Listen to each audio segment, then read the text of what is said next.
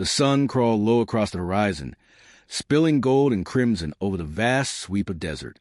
The wind carried a whisper of dust and loneliness, brushing against a wooden sign that read, Dust Creek, POP 143. The town sat still as a painting, shuttered windows, tired horses tied to rails, the creak of an old saloon door sighing in the wind. It was a place where time slowed, where people spoke softly and carried their regrets like worn-out saddlebags. Then came the sound, steady, rhythmic, echoing off the canyon walls. A horse's hooves. The stranger rode in under the dying sun, his silhouette sharp against the light. Dust rose around his boots as he dismounted. A tall man with a weathered face, the kind of man who'd seen too many dawns and lost count of nights. His name was Luke Carver, though few knew it anymore. He tied his stallion to the post outside Sadie's saloon, pushed open the doors, and stepped into the cool gloom inside. Piano notes faltered, conversation hushed. Every pair of eyes turned to study him. Luke tipped his hat. Just whiskey, he said. Sadie, a woman with silver-threaded hair and a gaze sharp enough to cut through lies, poured him a glass. Ain't seen you before. Stranger. Passing through? Something like that, Luke murmured, his voice low and tired. He drank, savoring the burn that reminded him he was still alive. But behind his calm eyes, ghosts stirred, gunfire, screams, the smell of smoke. Outside, the desert wind shifted. The saloon doors opened again. Every man inside turned to look. A woman stood there, tall, graceful, her long dark hair braided with turquoise beads that shimmered in the lamplight. Her clothes were a blend of frontier leather and tribal beadwork. Her face striking, proud, and yet familiar. Luke's hand froze on his glass. She stepped toward him, her boots silent on the wooden floor. When she spoke, her voice was soft but carried the weight of 1,000 miles. Luke Carver. He blinked, the name sounding strange on her tongue.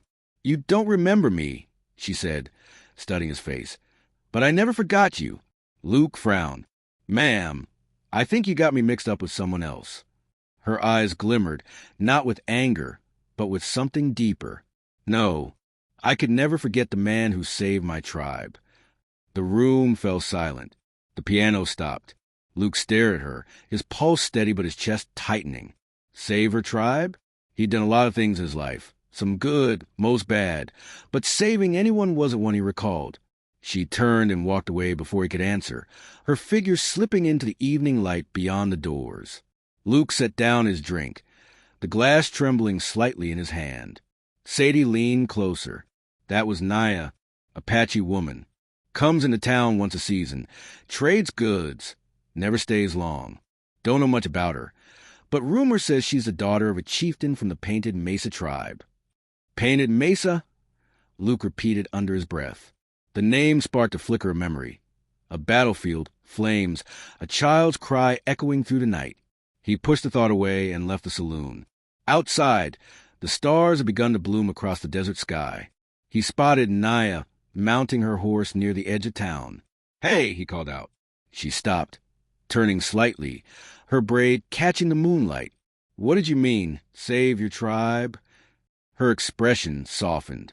You'll remember soon enough, Luke Carver. The past has a way of finding those who run from it. And with that, she rode into the darkness, leaving only the trail of dust behind her. Luke stood there, the wind cold against his neck, and for the first time in years, he felt something unfamiliar, unease. Because in his dreams, he'd always seen the same thing, fires, soldiers, and a little girl cry in the smoke. Now he finally wondered if that little girl had a name. The next morning, the desert stretched endless and silent under a sky the color of old steel. Luke saddled his horse, every motion practiced, precise. He told himself he was heading south after a bounty, nothing more. But in truth, he was chasing a ghost. The sheriff of Dust Creek had mentioned a band of raiders, former soldiers turned mercenaries, terrorizing ranchers near the Painted Mesa canyons. Luke had taken the job. It was good pay, but the real reason was a name.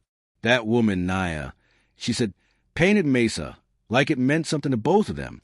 He rode hard through the morning, the wind cutting sharp against his face, the old ache in his shoulder flaring where a bullet had once kissed bone. The farther he rode, the more the world quieted, until it was just him, the creak of leather and the memory of her eyes. By noon, he heard another horse behind him. He turned, hand instinctively brushing his revolver. It was Naya. She rode easily, her mare's mane whipping the wind. "You're heading toward the mesa," she said. "Those men you hunt, your bounty, they're heading there too." Luke gave a gruff nod. "That's the word." "You'll need a guide," she said simply, drawing her horse up beside his. "I didn't ask for one." She smiled faintly. "You didn't have to." For the next few miles, they rode in silence. The land began to rise, turning jagged, cut by dry rivers and ancient stone. Hawks circled overhead. Every step of his horse echoed off the canyon walls, a hollow rhythm that felt like memory itself. At a narrow pass, Naya dismounted. "We walk from here. The land doesn't like strangers." Luke followed reluctantly. The air was cooler in the shade of the canyon.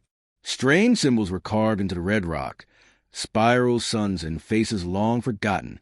"Your people made these?" Luke asked. She nodded, brushing her fingers across the carvings. "Before there were towns, before there were maps, this place remembers what others forget." Her words stirred something deep in him, a memory he'd buried beneath years of whiskey and gun smoke. They reached a ridge overlooking the valley. Below, campfires dotted the sand, at least a dozen men, maybe more. Horses, rifles, supplies. The mercenaries. Naya crouched low. They planned to burn the canyon tonight, drive my people from their homes. Luke stared at the men, jaw tightening. He recognized one of them, Sergeant Hale, a name from a lifetime ago. They had fought under the same banner once, wearing the same blue coats. Luke's stomach turned. "They're army men." "Not anymore," Naya said. "Now they sell death to the railroad. The company wants our land for iron tracks." He watched her face, calm, but her eyes shimmered with quiet fury. "Why tell me all this?" he asked finally. "Because you once fought men like them," she said softly. "Because 20 years ago you stopped them." He shook his head. "I don't remember." Naya reached into her saddlebag and pulled out a small leather pouch. She opened it and let something fall into his hand. A silver coin, half melted from heat, tied to a piece of charred leather. Luke's breath caught. "I've carried it since that night," she whispered. "You gave it to me when I was a child. You said it would keep me safe." The world fell away. For a moment, all he could hear was a crackle of burning wood, screams in the dark, and his own voice shouting over the flames. He remembered the soldiers' torches, the orders from Colonel Briggs, and the moment he turned his gun on his own men to save a crying child. Luke stumbled back a step, the memory hitting like a blow. I thought I dreamed it." Naya's eyes softened. "You didn't dream, Luke Carver. You saved me. You saved my people." He stared at the coin in his palm, trembling, and yet they burned anyway. Half that village gone. "Not all," she said gently. "Some lived. Because of you." He looked at her, the desert wind tugging at her braid. "Why tell me this now?" "Because the same kind of men are coming again," she said. "And this time, I won't let them take anything more." Luke glanced down at the campfires below. He could feel the old soldier inside him waking again, the man who once believed in something before the world broke him. He holstered his revolver, his voice low and steady. "Then I reckon we'd better make sure they don't get the chance." Naya smiled faintly, her eyes gleaming in the moonlight. "You remember enough now." As the night fell over the canyon, the two of them moved through the shadows, one haunted by guilt, the other carrying a faith born of fire.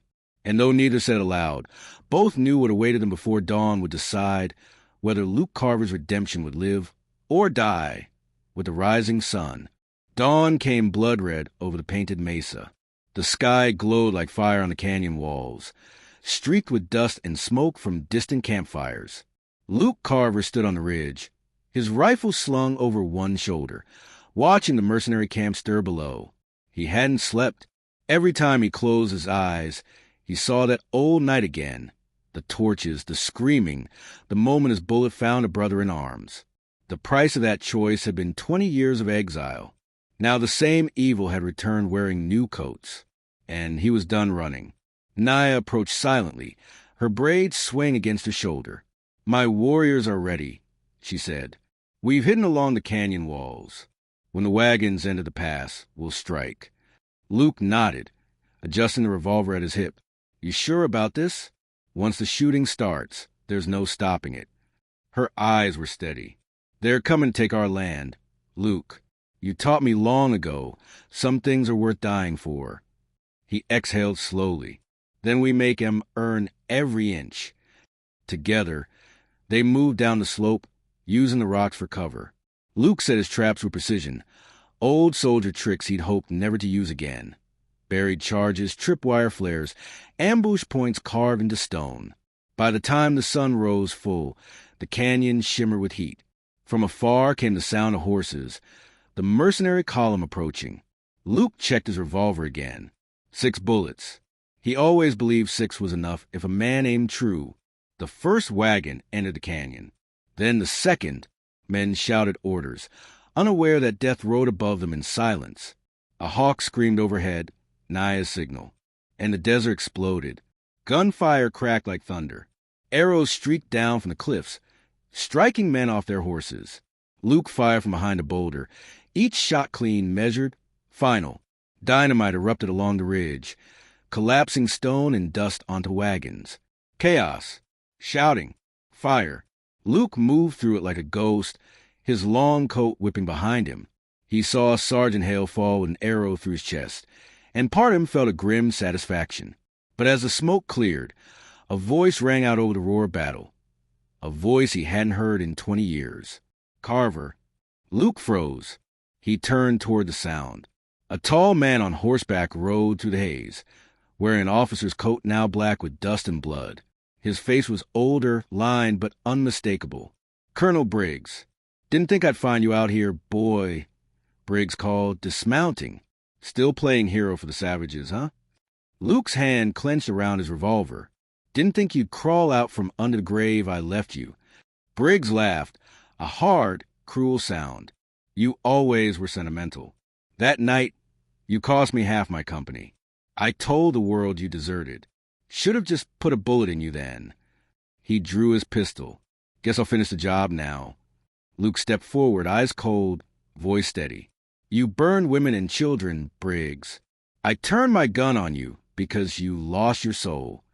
Briggs sneered. "And you think you found yours, hiding with them?" A single heartbeat passed. Dust swirled between them. Both men fired. 2 gunshots echoed like thunderclaps. Briggs staggered, his pistol slipping from his hand. A crimson bloom spread across his chest. Luke dropped to one knee, a bullet tearing through his shoulder. Naya's shout pierced the noise.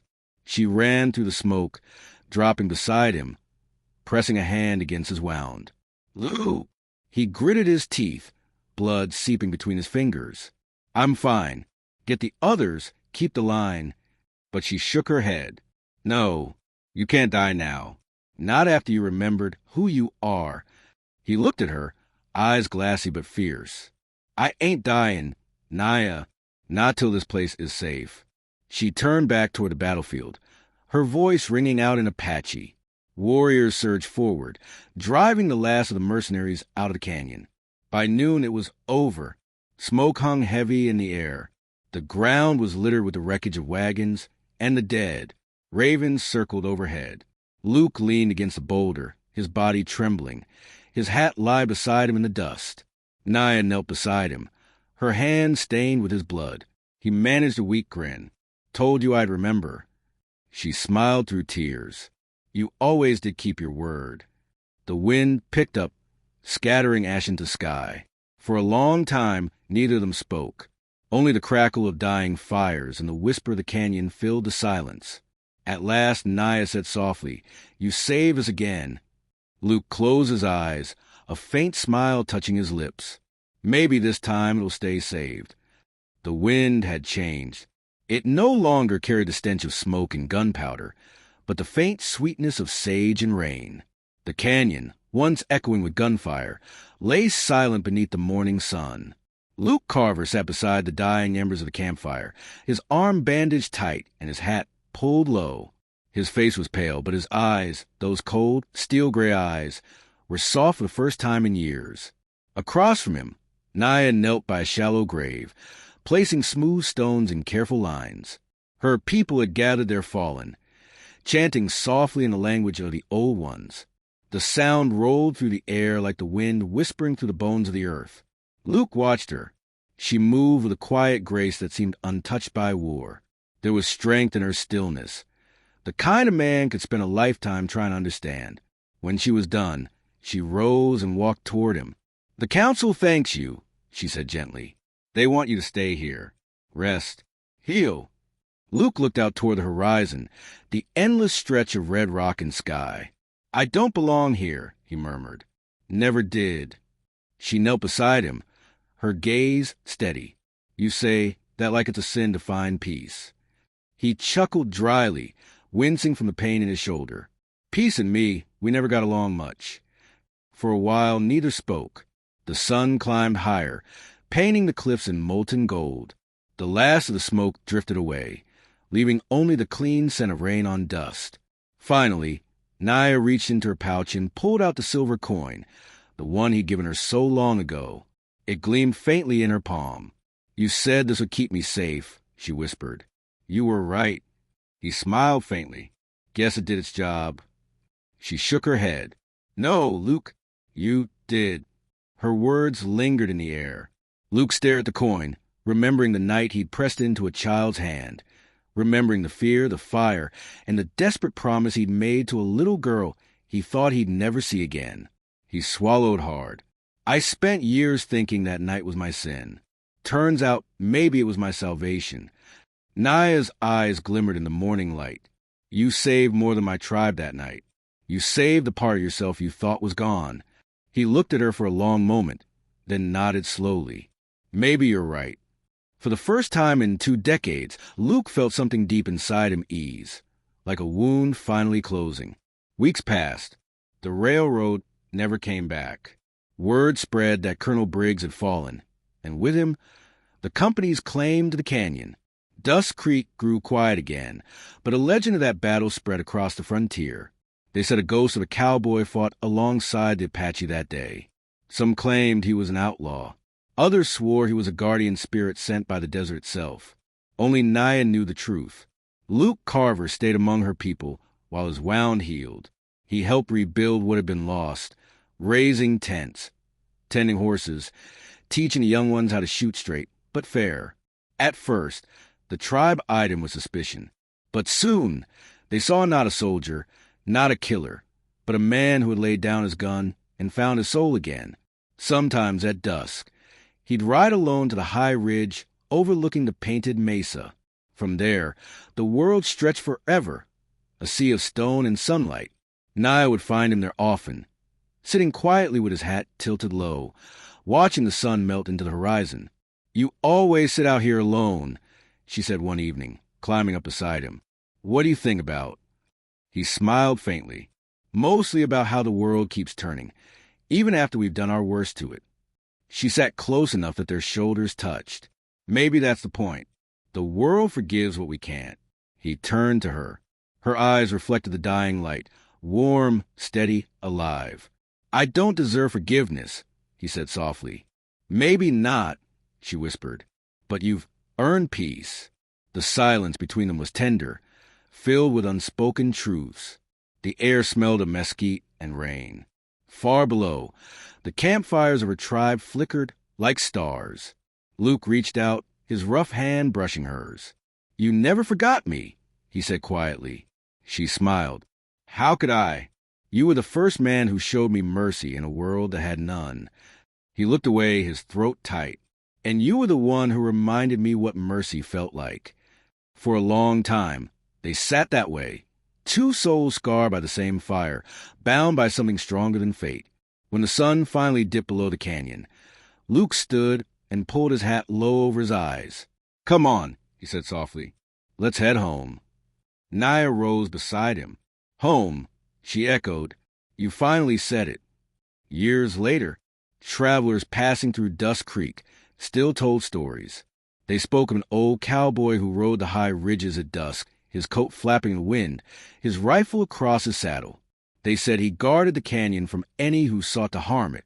Some swore they saw him riding beside a woman with dark hair and turquoise beads, her laughter echoing to the desert wind.